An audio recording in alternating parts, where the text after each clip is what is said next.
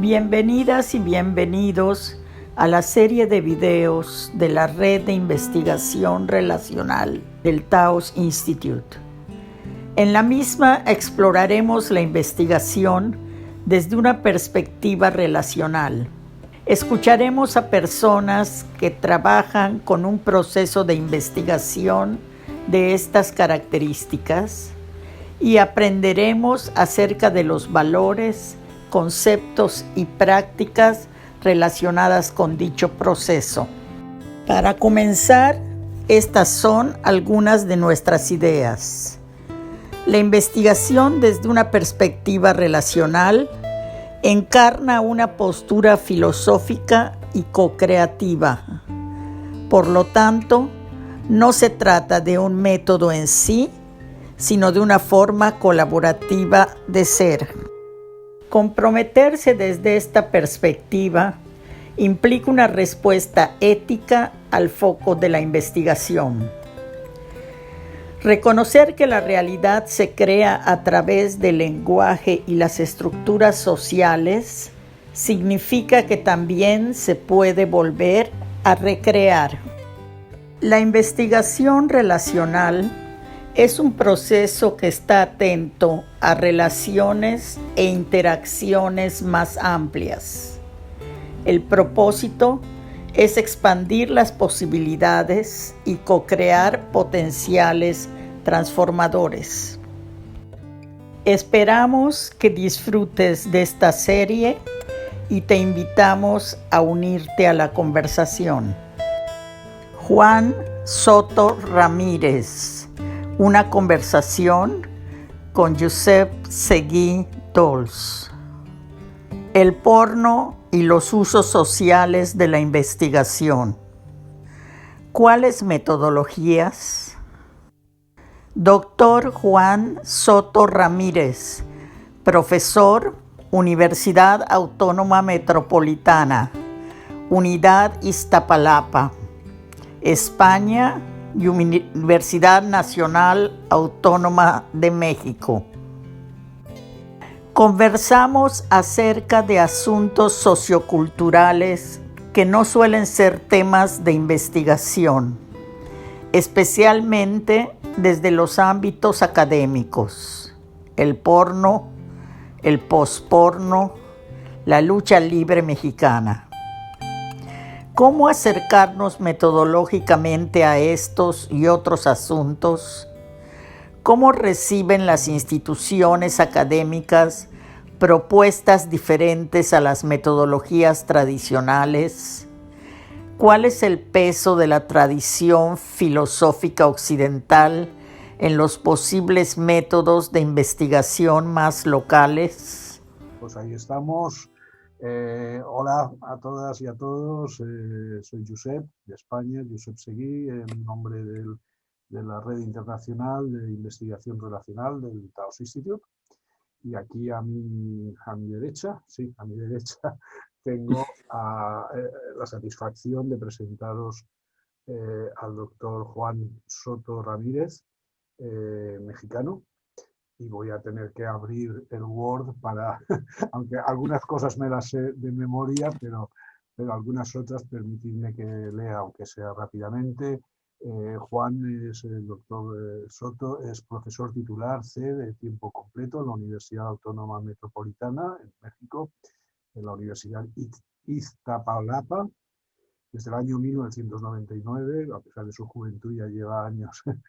Y también es profesor de asignatura de la Facultad de Psicología de la Universidad Nacional Autónoma de México desde el 2012. La UNAM es una de las universidades, si no la más grande de todo el mundo. Y es también director de publicaciones de la Sociedad Mexicana de Psicología Social, de la SOMEPSO, y director de la revista de esta misma institución, ¿no? Él tiene una licenciatura en Psicología Social, una maestría en Psicología Social también y un doctorado en Antropología Social en la Escuela Nacional de Antropología e Historia.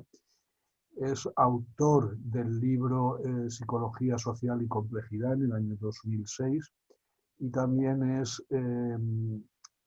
editor del libro Psicologías Inútiles, que se ve. Oh, mira, ay, qué belleza que lo tienes.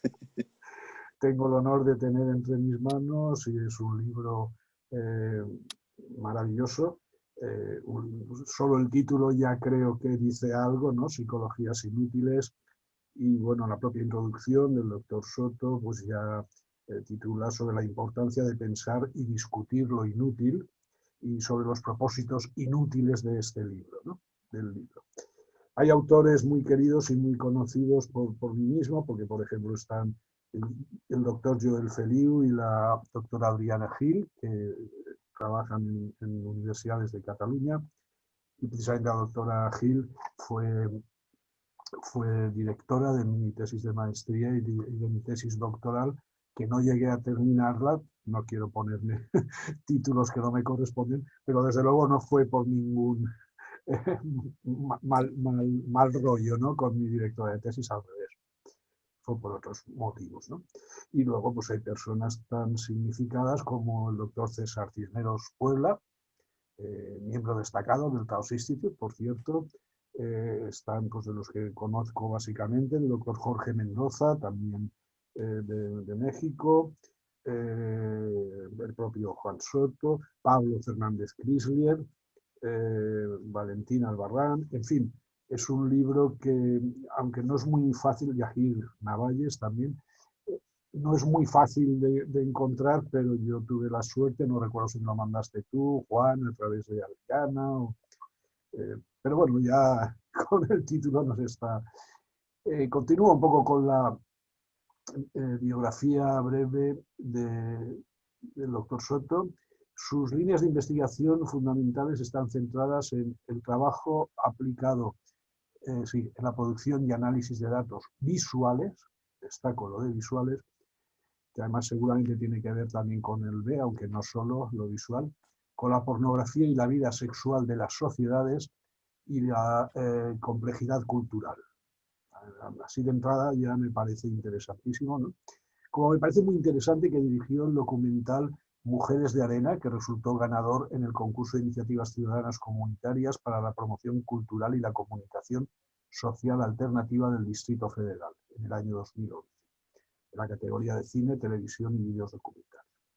Y también obtuvo mención especial en el Festival Pantalla de Cristal, con, sí, por enriquecer de forma notable la cultura del deporte en la categoría de documentales. Cuenta con diversas publicaciones en libros, revistas, diarios, dentro y fuera del país. En fin, paro aquí ya, porque si no, no nos da tiempo a continuar, ¿no? Bueno, solo en este relato, y ya no te digo leyendo tus artículos y tu edición de este libro, el primero, como digo, no tengo la suerte de haber accedido a él, pero todo llegará. Juan, hay un montón de cosas que me vienen así al diálogo, ¿no? Este breve diálogo que vamos a mantener tú y yo. Estamos en un contexto dentro de lo que es el Taos Institute de investigación relacional, ¿no? Claro, una de las cosas que me vienen es cuando tú y yo nos conocimos en el año 2009 en Tarragona, en un congreso, me acuerdo, y presentaste una ponencia o una exposición muy interesante sobre el post-porno, ¿no? Y una pregunta que hoy me he hecho, claro, la investigación relacional implica una íntima relación entre las personas, investigador e investigado. No voy a entrar en intimidades, ni te pido ninguna explicación, pero me imagino que una investigación relacional acerca del post-porno puede ser algo muy interesante, ¿no? Pero bueno, no te pido explicaciones. Lo que sí quería comentarte es, tú eres un académico, tú estás en dos universidades, diriges tesis doctorales, diriges investigaciones, tú mismo creo que también, además de lo que has comentado aquí, creo que he leído algunos artículos tuyos, algunas referencias al tema del boxeo mexicano, ¿no? Creo que también has investigado en este tipo de... Entonces, veo como temas de investigación que se salen un poco de los que son comunes en el mundo académico. ¿Cómo casas metodológicamente este tipo de investigaciones, esta forma de escribir? Porque para mí esto es ciencia y esto es investigación. Seguramente una forma diferente, pero a la mainstream, ¿no? A la dominante, pero también es ciencia e investigación. ¿Cómo casas esto con, diríamos, las exigencias de la academia en cuanto a metodología, ¿no? En cuanto a, bueno, el diseño de una investigación, por ejemplo, para una tesis doctoral o para un trabajo postdoctoral de investigación? ¿Cuál es tu punto de vista acerca de esto, de todo este conglomerado, ¿no? De la sabiduría en ciencias sociales, en psicología social? Mira, no es algo fácil, y no es algo fácil precisamente porque las exigencias académicas son extremadamente rígidas. Yo creo que uno de los principios de la investigación, sea relacional o no, creo que tiene que ver con no confundir rigurosidad con rigidez metodológica, ¿no? Entonces, en ese sentido, parece ser que hay en efecto una dificultad bastante fuerte, ¿no? En tanto que las exigencias académicas, las exigencias de las instituciones que nos evalúan son, no, ya no sé si son rigurosas, pero sí son lo suficientemente rígidas como uno para no abrir espacios.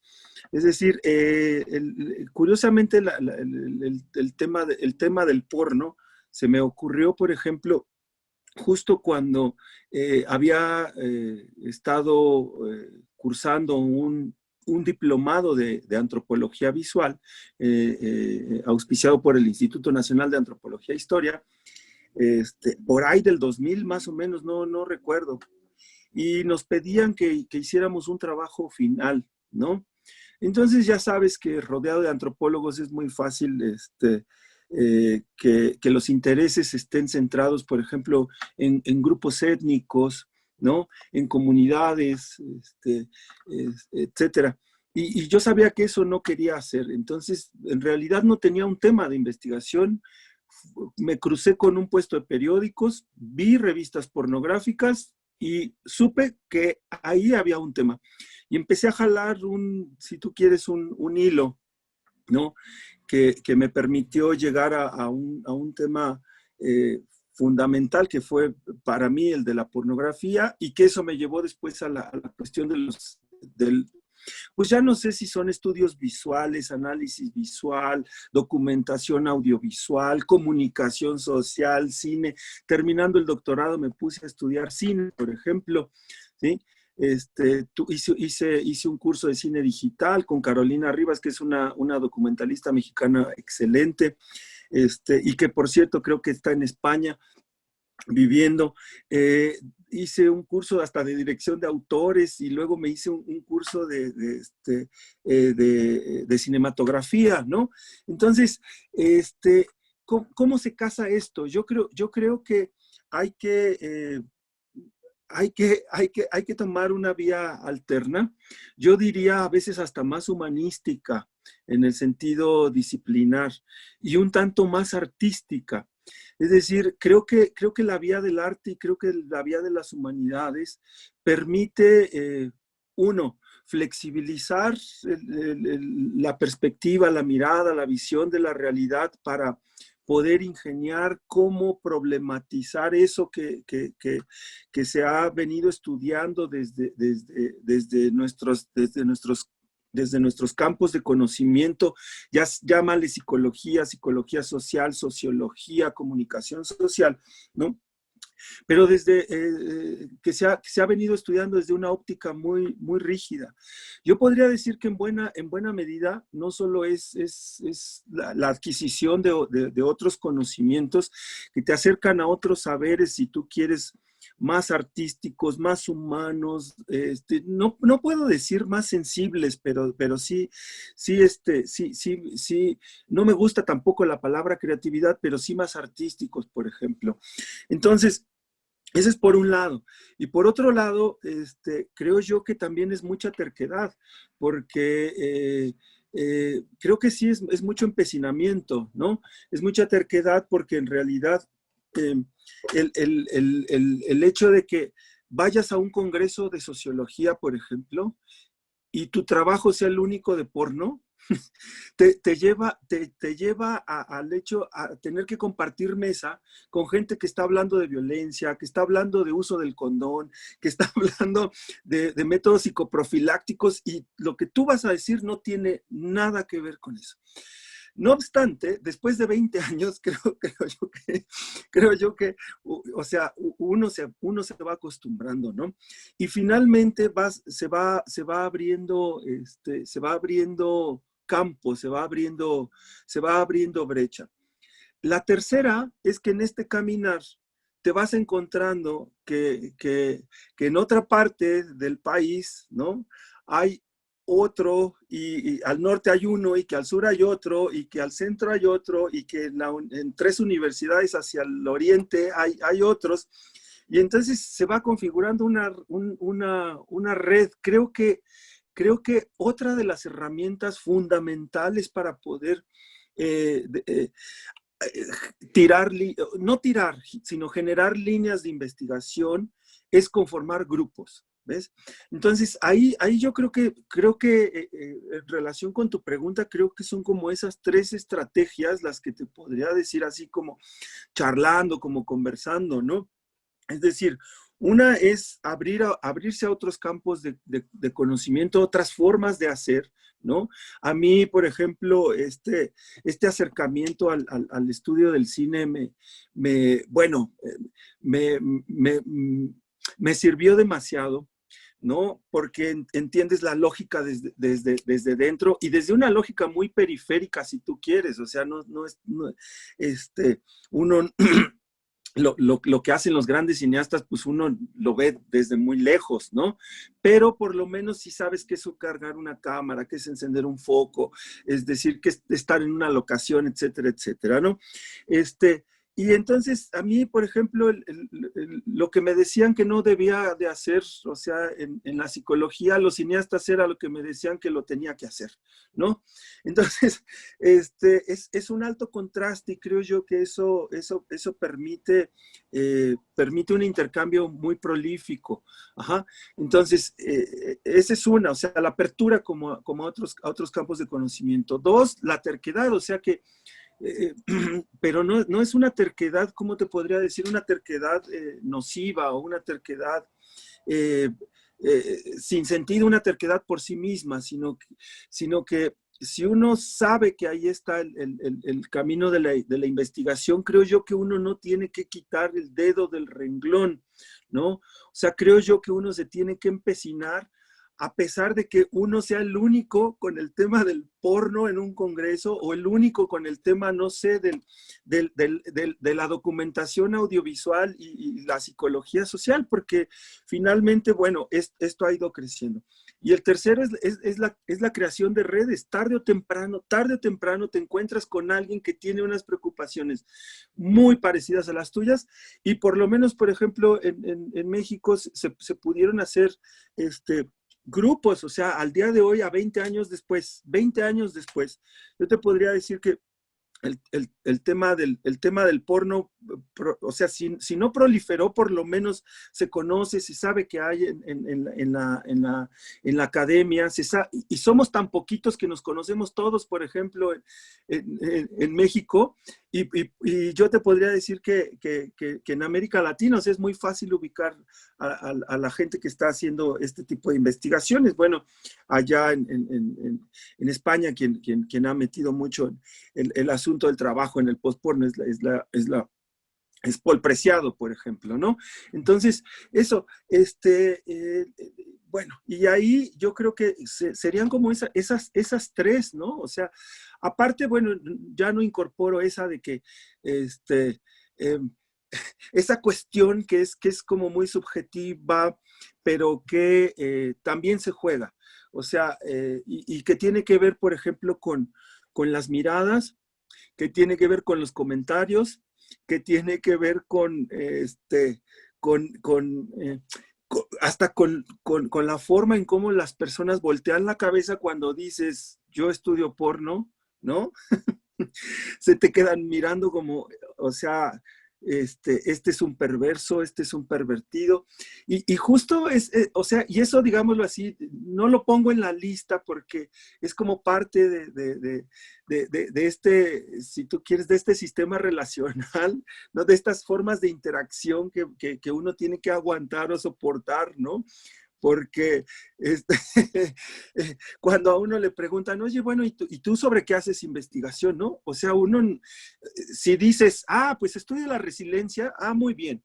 Si dices, estudio el empoderamiento femenino, muy bien. Si dices, estudio el apego, muy bien, ¿no? Pero si dices porno, o sea, 50 personas voltean a verte así como, ¿qué? Y algunos pues dicen, pues eso ni siquiera es investigación. En realidad, la tesis de doctorado que hice, que tuvo que ver con, más que con la lucha libre, tuvo que ver con las culturas populares, ¿ves? Yo quería rescatar un elemento fundamental de las culturas populares y por eso tomé el caso de la lucha libre, que de hecho uno de los resultados fue hacer un video documental sobre mujeres, porque si bien había mucho material gráfico sobre hombres, el aspecto femenino no se había documentado. No tengo la certeza de que sea el primero, ni me quiero llenar la boca diciendo con eso, pero vi que ahí también había una línea de investigación bastante fuerte. Y obviamente cuando dices, ¿de qué es tu tesis de doctorado? Bueno, pues si dices es sobre la lucha libre, nadie te toma en serio. Si dices, es sobre las culturas populares, la cosa cambia. ¿Sí me explico? Porque la construcción discursiva, tú lo sabes, importa, ¿no? Entonces yo creo que son básicamente como esos tres elementos que ayudan como a lidiar y el elemento personal, o sea, que tienes que desarrollar para poder decir así en alto y orgullosamente después de 20 años, mira, o sea, estamos haciendo estudios sobre esto y que particularmente esta cuestión del porno me llevó a algo más interesante, creo yo, que fue toda la cuestión de los estudios visuales, ¿no? Como le llaman en las facultades de arte y diseño, por ejemplo, ¿no? Eso. Qué interesante, Juan. Muchas gracias porque muy bien, porque abre caminos, ¿no? A todas las reflexiones que estamos haciendo estos días y que haremos durante la presentación de estos vídeos. Me he tomado nota para mí, más que nada para mi aprendizaje, ¿no? Y mi reflexión, pero bueno, por resaltar un poquito el tema de que haces la distinción, dijéramos, entre rigurosidad y rigidez, me ha parecido tremendamente interesante. Porque claro, una reflexión sería, bueno, si abandonamos o si queremos abandonar, lo conseguimos, la rigidez propia de lo que sería una investigación académica tradicional, con su marco teórico, con su revisión de la literatura, etcétera, etcétera. ¿Qué peligro hay, ¿no? De salirnos, al salirnos de la carretera que está bien diseñada, bien construida, etcétera, etcétera? Si nos salimos de ahí, ¿qué peligro hay de caer en una selva donde no encontremos el camino a seguir, ¿no? Ese sería quizá una reflexión para también todas las personas que vean esto. Y está enlazado, me ha gustado mucho también algo que has dicho, lo de la terquedad, ¿no? Claro, tu terquedad en estudiar estas culturas populares, esta lucha libre, que antes lo he dicho mal, he dicho... boxeo, perdona, pero no me salía. Y en fin, bueno, otras cosas también, pero bueno, el mismo tema del porno, efectivamente parece que no son objeto de investigación, ¿no? Académica desde la psicología social, pero tú has sido terco y eres terco y continúas y me he permitido añadir algo que aunque tú no has dicho la palabra, a ver si estás de acuerdo o no, ¿sería una terquedad rebelde? ¿O la rebeldía no entra dentro de los modos de investigar? Digo, no una rebeldía donde ahora de repente tengamos que poner bombas en todas las academias y hundir todas las universidades, ¿no? No, porque las universidades son centros de saber desde hace muchos siglos y es interesante que mantengan... Y de hecho también son Lo digo para que nadie se sienta criticado, yo soy el primero, nada más las universidades, pero porque además no solo son centro de saber, sino que a lo largo de los últimos años, quizás en la Edad Media, ¿no? Al menos en Europa, pero han sido y siguen siendo centros de protesta social y de organización social en ciertas, por lo menos en los países que hemos sufrido dictaduras y también ahora incluso las democracias, ¿no? Entonces no se trata de destruir eso, pero esta rebeldía que yo veo muchas veces que me ha venido ahora, ¿no?, a la cabeza cuando hablabas de terquedad, yo creo que es algo muy, tampoco me gusta la palabra, pero voy a decirla también para entendernos, es algo muy creativo, ¿no? Y que sobre todo, esto sí que me gusta, generan posibilidades diferentes a las tradicionales. Y esto no quiere decir que las maneras de hacer investigación tradicionales, incluso las cuantitativas, las puramente estadísticas, etcétera, estén muertas o no sirvan para nada, ¿verdad? Y mucho menos las cualitativas, aunque a veces vemos también que son un poco excesivamente pesadas, ¿no? También depende mucho del investigador, del contexto, donde lo realice, de qué esté investigando. ¿Aceptarías, si yo tuviera que escribir un artículo sobre tu trabajo, aceptarías que lo titulara don Juan Soto, el terco rebelde, o no te gusta la palabra rebeldía? Mira, seguramente conoces el libro de Heath y Potter que se llama Rebelarse vende, ¿no? Sí, eso es. Desde que yo leí ese libro, que me lo leí de principio a fin, o sea, porque es un libro provocador, es un libro desestabilizador, y aparte es un libro crítico. Después de que me encontré el libro de Heath y Potter, me encontré otro libro tremendo que también seguramente conoces, que es el de Camille de Toledo, el de Punks de Boutique. Ajá. No lo he leído, pero Ah, ok. Sí. Bueno, para completar la trilogía, ¿sí? Una vez caminando por una universidad, si mal no recuerdo, estaba en un pueblo muy pequeño en Chile, incluso ni siquiera el pueblo era tan chiquito que creo que había poquitos hoteles y no encontrábamos hoteles. Entonces, el tercer libro que completa esta trilogía, ¿sí? Es un libro bueno, que no, o sea, que yo estoy armando la trilogía en mi discurso, que no se plantearon así, ¿no? Que fue el de Víctor Lenore, ¿sí? El de pijos, hipsters y gafapastas, por ejemplo. Ajá, sí, eso. Sale que aparte, la introducción de ese libro está bien simpática porque la escribió Nacho Vegas, por ejemplo, ¿no? Entonces digo, a mí Nacho Vegas, o sea, me tiene sin cuidado. Creo que el mundo, como diría Humberto Eco de Harry Potter, si uno lee o no Harry Potter, no pierde nada. Creo yo que para mí, y también lo digo así, o sea, si uno escucha o no a Nacho Vegas, uno no pierde nada, pero creo que escribe mejor de lo que canta y creo que escribe mejor de lo que compone. Entonces, sí, una vez que, o sea, que me fui encontrando esos libros en ese orden, ¿sí? Y por accidentes de la vida, ¿sí? Quedé un poco, ¿cómo te podría decir? Un poco, como decimos en México, un poco ciscado, un poco, como reticente, un poco crítico, ¿sí?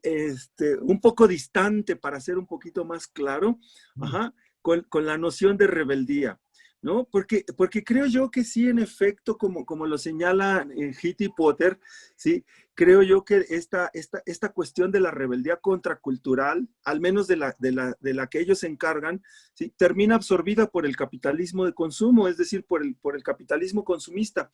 Cualquier signo de oposición, de resistencia, termina siendo fagocitado por ese capitalismo de consumo, convertido en mercancía y regresado a los consumidores.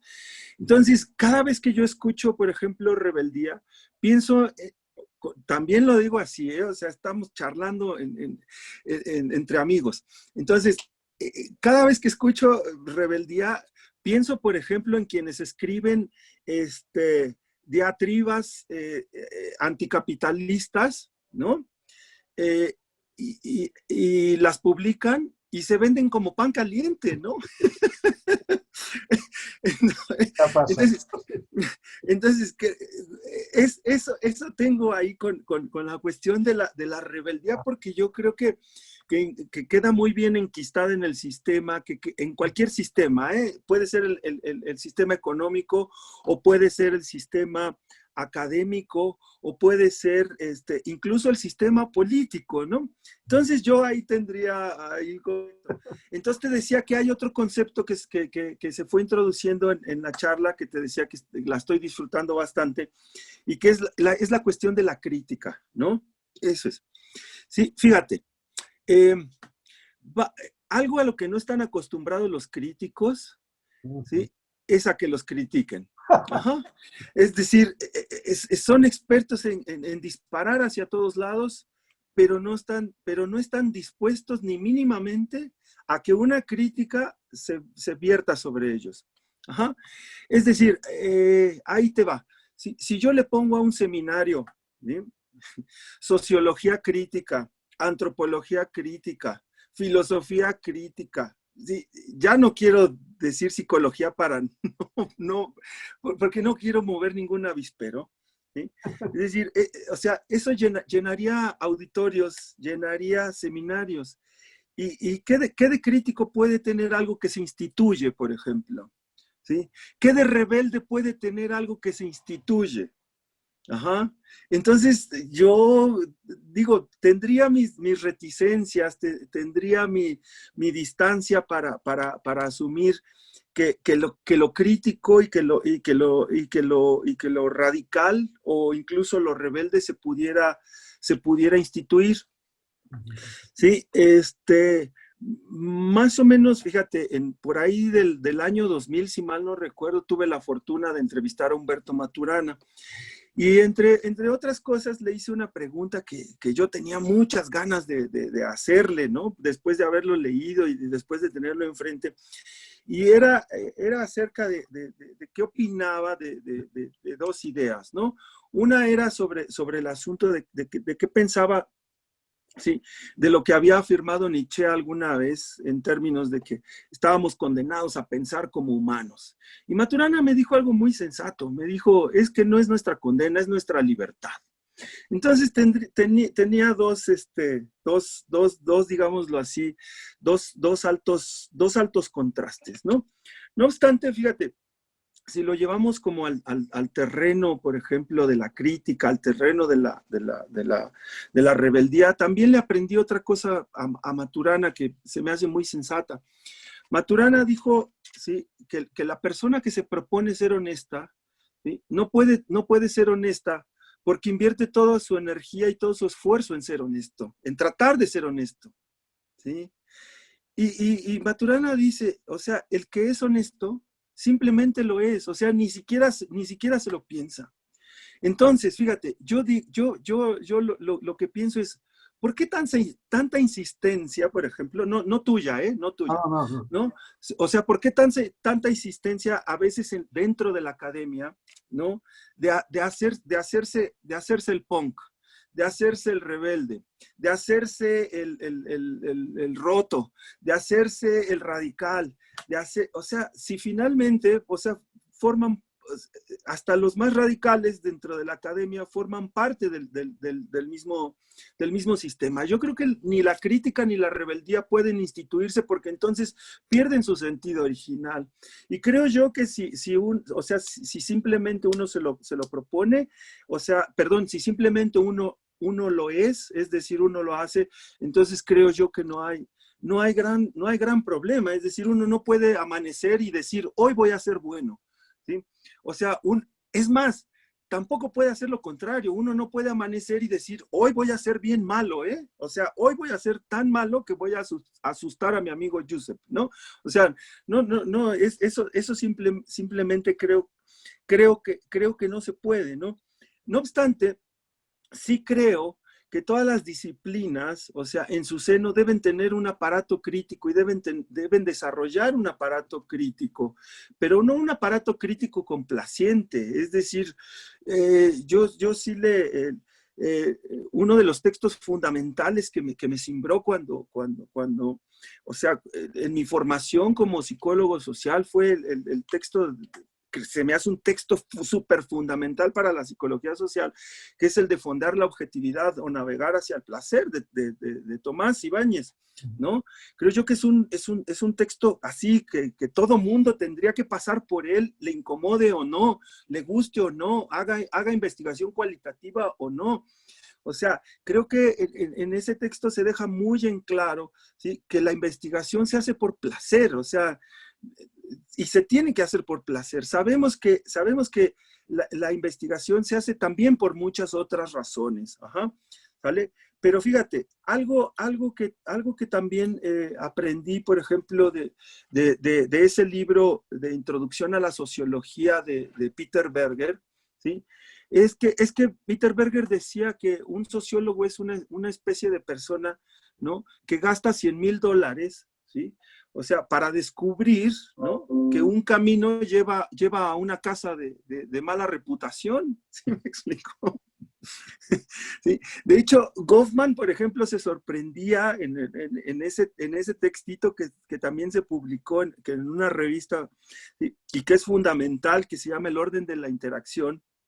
Sí, decía que como sociólogo envidiaba a los psicólogos, ¿no? O sea, envidiaba precisamente a los psicólogos, ¿no? Porque los sociólogos no habían logrado lo que los psicólogos sí. Y era que, ¿sí?, no habían conseguido que sus estudiantes, ¿sí?, adquirieran ese gran nivel de incompetencia erudita. Ajá. ¿Sale? ¿Sí? Eso es, fíjate, sobre todo te lo comento porque creo yo también que quizá, fíjate, o sea, si uno alcanza, creo yo que en psicología o en psicología social en general, es muy fácil ser rebelde, es muy fácil ser crítico, ¿sí? Porque hay tanto punto de vista tan estandarizado. Creo yo que la psicología está llena, está repleta de laicos santurrones, ¿no? Exacto, de laicos conservadores, de laicos retrógradas a veces, ¿no? O sea, y eso se puede reconocer, por ejemplo, en las escalas o en los tests que construyen. Ajá. Mira nada más los tests de consumo de alcohol, es decir, consumir más de 3 cervezas ya en una sola sentada te pone en riesgo de ser alcohólico. ¿Sí? Sí. Eso, fumarte un porro de marihuana, un cigarro, tú solo, o sea, sin compartir, ya te pone en el riesgo de ser un adicto. Y algo que yo he estado pensando a últimas fechas es que sí, la moral hasta cierto punto, ¿sí?, tiene un referente ni siquiera sociológico, muy psicológico. Ajá. La psicología se ha planteado como una disciplina, casi holística, ajá, en el sentido de poder resolver problemas. Es decir, si tienes un problema, si no puedes dormir, te mandan al psicólogo. Si tienes problemas de violencia de género, te mandan al psicólogo. Si tienes problema de adicciones, te mandan al psicólogo. Es decir, para todo la psicología. Pero parece ser que la psicología no sirve de mucho. Es decir, ¿por qué? Porque mientras más sofistica sus técnicas de investigación, que son técnicas estadísticas, ¿no?, mientras más avanza el tiempo, el consumo de drogas aumenta, los problemas de insomnio aumentan, los problemas maritales aumentan, y entonces parece ser que la psicología en general está de adorno. Y creo yo que frente a tanto conservador, o frente a tanto conservadurismo, no frente a tanto conservador, sino frente a tanto conservadurismo, es creo yo muy fácil como parecer como radical. Es decir, basta alejarse un poquito de lo que todos estudian, que son el tabaquismo, el consumo de drogas, el consumo de alcohol, ya te dije, la resiliencia, el apego, el empoderamiento, la violencia en todos sus ámbitos de expresión, que aparte está de moda el tema de la violencia, el bullying, ni se diga. ajá, el noviazgo y ese tipo de temas que nosotros ya conocemos. Entonces creo yo que frente a tanto conservadurismo estandarizado, ¿sí? No, o sea, no es muy difícil como parecer como el punk de la película, el rebelde de la película. Creo yo que, o sea, y no lo digo por ti, o sea, sí, sino que lo digo, o sea, frente a tanto conservadurismo, cualquiera que dice, ¿sí? O sea, sí, yo estudio el porno, o yo estudio el cuerpo, ajá, o yo estudio las perversiones, ¿sí? O sea, es muy fácil parecer de eso, ¿no? Entonces, fíjate, ahora que mencionabas acerca de la extrañeza y de la rebeldía y de la crítica, ¿sí? Me hiciste recordar los estudios de Simmel, ¿no? Porque Simmel iba de un tema al otro, del amor a la coquetería, de la coquetería a la muerte, de la muerte al secreto, del secreto al adorno, ¿no? Del adorno a las sociedades secretas, y así sucesivamente. Acá, fíjate, lo que creo que podríamos reformular juntos sería quizá o lanzar un interrogante, ¿no? O sea, ¿por qué uno tiene que estudiar o por qué uno tendrían, incluso los jóvenes, ¿no? O sea, los jóvenes estudiantes, ¿por qué tendrían que estudiar los temas de investigación que sus profesores asumen como temas de investigación verdaderos para la psicología social? Y no solo eso, ¿por qué tienen que utilizar las técnicas de investigación que se reducen a muy pocas, que son las únicas que manejan sus profesores, ¿sí? Cuando les enseñan a hacer investigación? Es decir, en vez de cerrar, ¿no? el campo de conocimiento, creo yo que tendríamos que abrirlo y diversificarlo. Al día de hoy, por ejemplo, fíjate, ya no es el porno. Ahorita lo que está ocurriendo, por ejemplo, en las universidades en México, y creo yo que en América Latina por todo el rol que me he dado, es que todos los temas que tienen que ver con Internet, redes sociales, plataformas digitales, impacto, relación tecnología-sociedad, fusión cuerpo-tecnología, ¿sí? Todavía se siguen desdeñando y está apareciendo ahí toda una beta de investigación. Y fíjate, coincidiendo con el diagnóstico que hacían Berger y Luckman, ¿no? En términos de que a veces, sí, los antropólogos nos llevan mucha ventaja, parece ser que están muchísimo más abiertos a todos estos temas. Estos temas, curiosamente, se están diversificando en la antropología social y no en la psicología social. ¿Y qué crees? Que o sea, me puedo apostar mi cabeza, ¿sí? La apuesto, ¿sí? A que es parte del conservadurismo otra vez. Ajá. Entonces, ¿sí? Para retomar tu primer argumento, tu primera pregunta, ajá, acerca de la rigidez y la rigurosidad, ¿sí? Es decir, si nosotros nos regresamos a los temas clásicos, a los temas tradicionales de la psicología social, o sea, vamos a terminar adoptando un espíritu rígido, ¿no? Que es como una especie de corsé epistemológico, como una especie de cárcel del pensamiento, ajá, ¿vale? Que quizá eso solo en la imaginación nos estaría garantizando la rigurosidad, pero solo en apariencia. Ajá, ¿sale? O sea, la investigación no puede consistir en decir siga estos pasos y escoja uno de estos temas que le ofrecemos en el buffet, ¿no? Y abórdelo con estas teorías reducidas que aparte están súper rebasadas, porque si te recuerdas las microteorías de la psicología social, ¿no? Con las que se le dio cuerpo a nuestro campo de conocimientos, o sea, ya están muy rebasadas, es decir, ¿sí? Incluso las nociones de interacción, ahora o sea, esas nociones de interacción cara a cara, ya no nos permiten explicar lo que estamos haciendo tú y yo ahorita, ¿no? Gracias a una pantalla o gracias a dos más bien, ¿no? Porque nuestras interacciones ya están mediadas por tecnologías, ¿sí? Y si bien, por ejemplo, todo el discurso interaccionista sirve como pretexto, no alcanza, por ejemplo, ¿no? Entonces, en este sentido, yo más que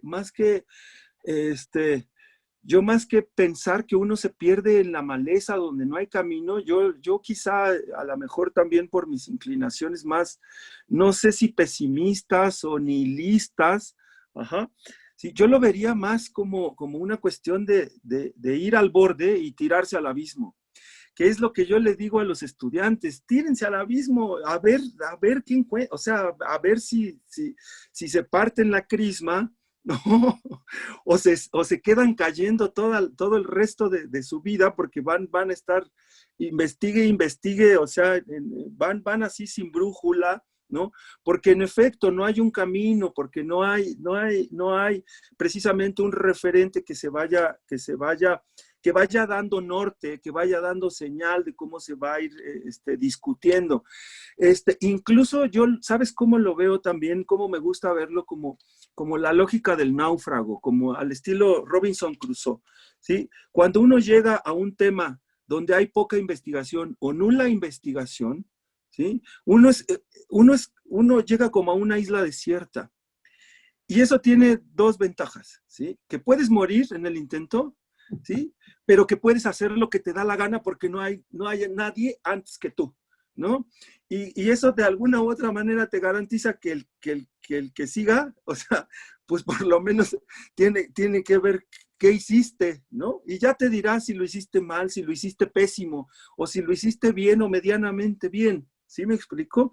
Pero yo creo que va por ahí, y en efecto, sí, insisto, creo yo que la cuestión de la rigurosidad implica una apertura mental. Ajá. Daniel Bernstein, en el libro de La nariz de Cleopatra, que fue otro de los libros que casi siempre sugiero a los estudiantes, ¿no? Al estudiantado, ¿sí?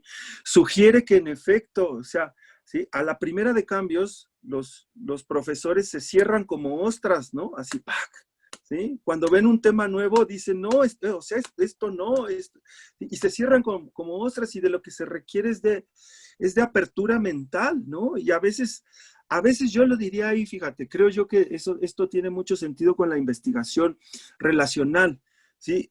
O sea, habría que incluso abandonar esa nomenclatura donde dice director de tesis, ¿sí? Pero la de coach tampoco me gusta, Tampoco. No, Sí, no. lo adelanto. Pero creo yo que el proceso de investigación es un acompañamiento, es decir, es un hombro a hombro, es un codo a codo, es un camino, incluso una sincronización rítmica, ¿sí? Muy parecida a lo que ocurre, como dice David Le Breton, en el momento del caminar, ¿sí me explico? ¿Sí? Randall Collins, que ha estudiado también mucho esas cosas, o sea, ¿sí? Detecta cómo nosotros sincronizamos nuestro ritmo en el momento de caminar para ir al parejo, ¿no? Y creo yo que el proceso de investigación es muy así, o sea, es de acompañar al estudiante y asumir que uno no está, o sea, no es como un director técnico, no es como el director técnico del Barcelona, por ejemplo, ¿no? Que se metió en muchos problemas, ¿sí? Sino que es una cuestión de mucho acompañamiento, ¿no? Entonces yo creo que va por ahí, y fíjate, yo tendría no mis dudas, sino mis distancias con esta cuestión de la rebeldía y la crítica, ¿no? Porque creo yo que muchas veces, fíjate, que muchas veces llega al laberinto sin salida. No sé si recuerdas una entrevista, ajá, después que le hicieron después de mucho tiempo, sí, a Johnny Rotten, sí, y a uno de los Ramones, ajá. Y entonces después de tantos años se seguían acusando, ajá, uno al otro, y decían, tú, le decía Johnny Rotten al de los Ramones, tú eras un maldito drogadicto, ajá. Y el de los Ramones le decía, si nosotros, ustedes no hubieran sido nada. Es decir, ojo, ¿sí? Ojo, ¿sí? O sea, ¿quién puede ser punk ¿sí? Vendiendo millones de discos, como dicen Harry Potter, pero ellos tomaron el ejemplo de Kurt Cobain. O sea, ¿quién puede ser indie? ¿Quién puede ser contracultural vendiendo millones de discos? O sea, insisto, ¿quién puede ser un anticapitalista poniendo su libro en la mesa de novedades, ¿sí? Y haciendo que se agote, ¿sí? Eso. Entonces yo creo que va por ahí. Entonces, te retiro el título de rebelde. No, o sea... No, yo, como los títulos los otorgo gratis, pongo el que me pide. Pero hay dos cosas que bueno, estoy encantado con todo lo que nos estás comentando, ¿no? Y vamos, totalmente de acuerdo. Me han venido dos cosas a la memoria sobre el tema de la crítica, de la rebeldía. Hay un volumen que tú conoces seguro porque, entre otras cosas, está editado por Tomás Ibáñez y por nuestro querido amigo Lupi, sí. Critical Social Psychology, sí. cogiéndose intervenciones en un congreso del año 96 o 97. Y recuerdo cuando lo leí hace ya varios años, y en el congreso no estuve, que en la introducción Tomás Ibáñez ya empieza con una pregunta, creo que fundamental respecto a lo que tú has comentado sobre la crítica, ¿no? Y que dice textualmente, y la recuerdo de memoria porque me impresionó mucho, ¿por qué una psicología social crítica tendría que ser mejor que una no crítica? Claro. Creo que tiene mucho que ver con lo que tú estás comentando, ¿no? Es decir, es fácil ser críticos y esto a veces se nos olvida y presumimos de ser críticos, de ser, pues muy juiciosos además desde nuestra postura crítica, no destruimos porque sí, deconstruimos críticamente, etc. Pero es que verdaderamente me ha gustado mucho esta idea, es que es fácil ser crítico y es fácil ser rebelde. Y esta idea de la rebeldía también, ya que has puesto ejemplos del punk, yo me voy también incluso al rock and roll, ¿no? Y algo que se me quedó muy grabado cuando era muy jovencito, es algo que dijo Mick Jagger. Yo adoro a Mick Jagger y tuve la suerte además de verlo siendo muy jovencito la primera vez que actuaron aquí en Barcelona en el año 76 o algo así, o sea que... Y Mick Jagger dijo, siendo joven, dijo, no te fíes de nadie mayor de 30 años. Y hoy va a hacer 50 años, o sea, pronto va a hacer 50 años que cumplió 30 años, ¿no? Entonces, claro, es fácil, efectivamente, y sobre todo cuando además esa rebeldía, esto no, para mí no desvirtúa para nada la música de los Rolling Stones, ¿eh? Pero bueno, cuando el rock o el punk después nacieron como una postura rebelde, contracultural, muy propia de la juventud, más casi hasta marginal, pero inmediatamente fueron engullidos por la gran industria, ¿no?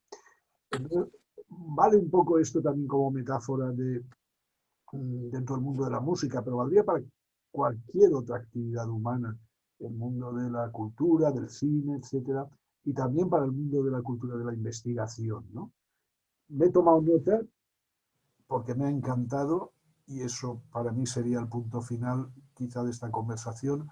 No lo estoy poniendo ya porque no voy a ponerlo yo, lo vas a poner tú si quieres, pero hay que investigar por placer. Esto es algo que creo que debatimos poco en nuestros contextos y que sería un tema de debate, de conversación, de reflexión muy interesante. El placer también conlleva a veces momentos de dolor, ¿no? El placer plano no es placer, tiene que tener sus altibajos, ¿no? pero por placer, es decir, con la intención de pasárselo bien. Que habrá momentos que nos lo pasemos mal, puede ser, pero que la intención sea, voy a disfrutar con lo que estoy haciendo, ¿no? Sería un poco por ahí y si quieres, lo digo porque el tiempo ya va pasando, añadir alguna cosa más que se te haya quedado en el tintero o que quieras. Bueno, estaríamos aquí horas y horas charlando, claro. Sí, mira, si quieres, así lo voy poniendo por puntos. Yo, insisto, ese texto de Tomás Ibáñez, el de el de fondear la objetividad, Sí. para mí fue un texto fundamental y fue un texto fortísimo, ¿no? Un sacudidón. Ajá. O sea, cuando uno se lee en ese texto espectacular, o sea, cuando afirma que el mundo sin literatura, sin alcohol, sin drogas, ¿no? O sea, sin física, o sea, no sería el mismo, pero sin psicología social seguramente seguiría siendo exactamente el mismo. Ajá, Sí, sí. eso es. Yo creo que la crítica es fundamental, creo que la crítica es esencial. Con lo que yo tengo mis dudas es si realmente después de un taller uno puede convertirse en un psicólogo social crítico, o sea, porque eso incluso, o sea, uno lo desarrolla como sistema de vida, como sistema relacional. Fíjate, ¿sí? Si pensamos como en una especie de crítico radical, yo pienso en Wollebeck, por ejemplo. Es tan crítico que hasta su mamá escribió un libro en contra de él, ¿no? Es decir, tampoco se puede ser tanto, pues, ¿no? Y aparte no lo escribió para hablar bien de él, sino lo escribió para hablar mal de él, ¿no? Entonces, creo yo que sí nos tenemos que reformular esta cuestión, o sea, sin la crítica, las disciplinas pueden enquistarse, sin la crítica, las disciplinas devienen ideología. Sin la crítica, o sea, las disciplinas se vuelven clubes de amigos que solo conversan entre sí y se la pasan regodeándose en los ecos que escuchan dentro de la misma cueva que comparten donde viven. Si tú te fijas, creo yo que hemos perdido, ¿sí? O sea, las glorias de otros tiempos, cuando podíamos ver, ¿sí? Verdaderas discusiones, por ejemplo, entre grandes intelectuales. Hoy las mesas de los congresos se convierten en mesas de amigos donde todos más o menos están de acuerdo, y no se discute, no se debate. Todos más o menos se aplauden entre sí, se dan premios entre sí, que para eso también sirven los congresos, por ejemplo. Ajá, ¿sale? Y realmente hemos perdido esa capacidad crítica, es decir, como ejercicio. Creo yo, por una cuestión fundamental, porque asumimos una especie de idea, ¿sí? Que nos lleva a pensar y pensar erróneamente, ¿sí? Que las ideas son como extensiones de nuestro cuerpo, o extensiones de nuestra persona o extensiones de nuestra subjetividad, ¿sí? Y que quien se mete con las ideas se está metiendo con nosotros, ¿sí? Hemos perdido la capacidad de discutir, la capacidad de debatir, ¿sí? E incluso yo lo veo con los estudiantes más jóvenes, o sea, escuchan la palabra discusión y a veces hasta casi les da fiebre nada más de escucharla, o sea, ni siquiera han empezado a discutir. Ajá. Y nosotros, o sea, hemos perdido como esa capacidad de discutir, esa capacidad de volver a debatir, o sea, no tenemos que pelearnos, ¿no? O sea, no tenemos que pelearnos ni dejarnos de hablar para poder discutir. Ajá. ¿Vale? Sí, entonces, en este sentido, creo yo que uno de los puntos críticos, ¿sí? De los puntos críticos es volvernos a preguntar, ¿para qué investigamos? ¿Sí? ¿Sí? Algunos investigan, fíjate, para salir en la televisión, ¿sí? ¿Sí? Exactamente, es decir, se deslumbran frente al reflector. Ajá. Les gusta ir a la televisión, ¿sí? La crítica la podemos encontrar, o sea, la crítica a esas actitudes la podemos encontrar desde Pierre Bourdieu hasta Humberto Eco, ¿no? ¿Sí? Después de que el intelectual o que el académico va a la televisión, ¿qué satisfacción puede tener? O sea, que su vecino le diga, ay, te vi en la televisión, ¿eh? ¿Sí? No, lo que uno dice en la televisión pasa a segundo plano, porque con lo que la gente se queda es que uno salió a cuadro. Y eso es una desgracia, es decir, es una desgracia optimista para otras, para muchos, ¿no? Es decir, no se puede investigar por querer fama, aunque muchos se ven motivados por eso. Ajá, exacto, por tener entrevistas en radio, por, no sé, escribir en columnas, y eso no está mal, pues, pero ese no puede ser el objetivo, ¿no? Yo creo, fíjate, Josep, para ir cerrando esta conversación, ¿sí? que más bien, fíjate, si la investigación no te lleva como a una toma de conciencia, ¿sí? Que te conecta con el sufrimiento, creo yo que la investigación, ese es mi punto de vista, creo yo que no se está haciendo bien. Es decir, ¿por qué? Porque eh,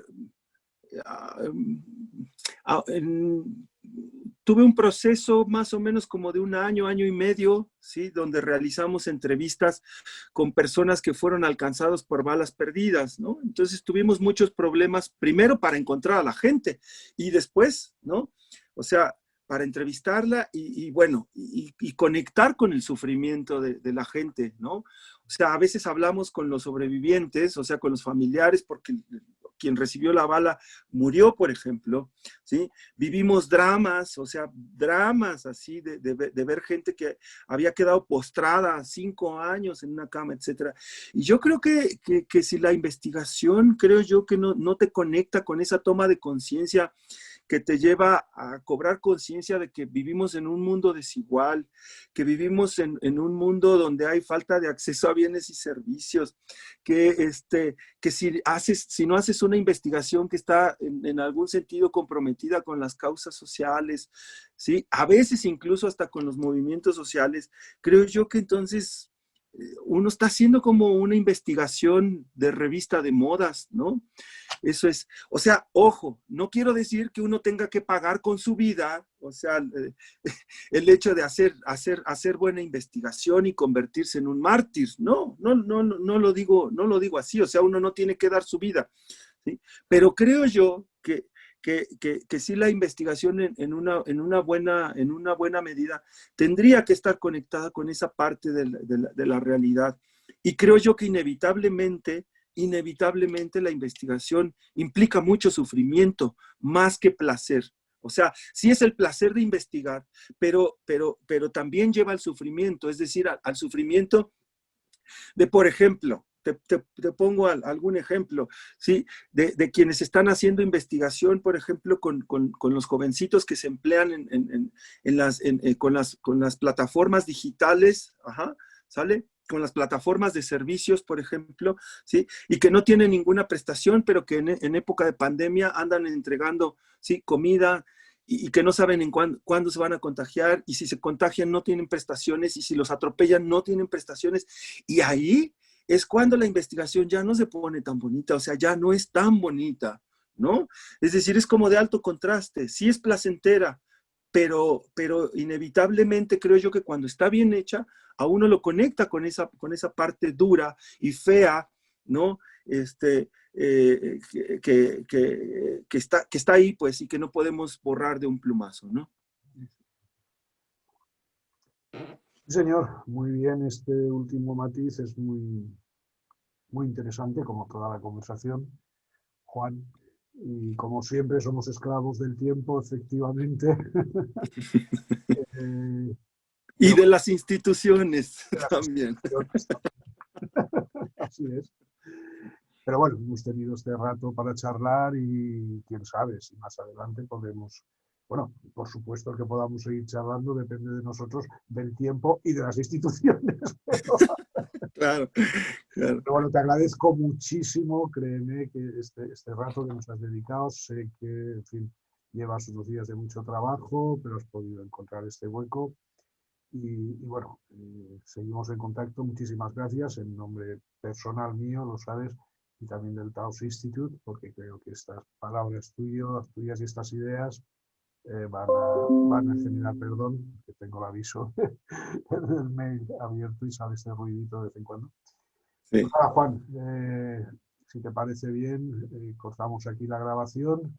Sí, sí, No te vayas del todo, corto la grabación y así nos despedimos tú y yo ya. personalmente. Pero Bueno, sí, antes de que termines la grabación, bueno, yo te agradezco a ti por haber pensado en este espacio y espero que realmente sirva, ¿no? Eso, para incentivar la discusión. seguro, seguro, Juan. Muchísimas gracias.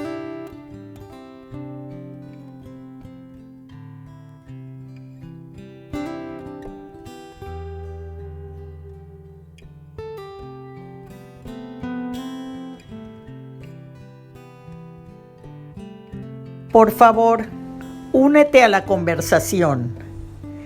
¿Qué captó tu atención en esta entrevista? ¿Cómo crees que estas ideas reflejan una orientación relacional a la investigación?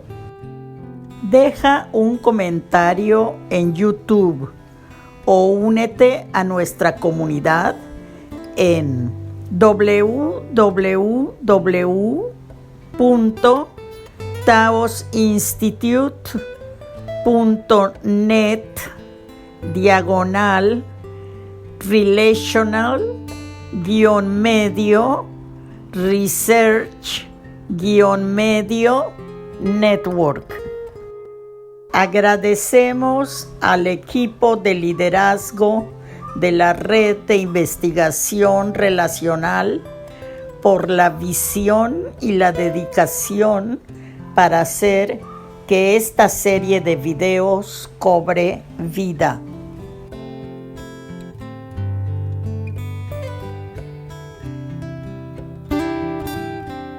Este video fue presentado por el Taos Institute.